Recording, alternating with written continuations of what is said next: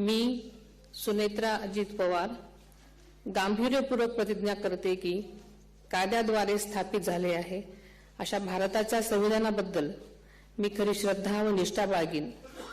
मी भारताची सार्वभौमता व एकात्मता उन्नत राखीन। मी महाराष्ट्र राज्याची उपमुख्यमंत्री म्हणून माझी कामे निष्ठापूर्वक व ससद विवेक बुद्धीने पार पाडेन आणि संविधान व कायदा यानुसार सर्व तऱ्हेच्या लोकांना मी गांभीर्यपणे व निपक्षपातीपणे तसेच कोणाच्याही विषयी ममत्वभाव किंवा आकस न बाळगता न्याय वागणूक देईन।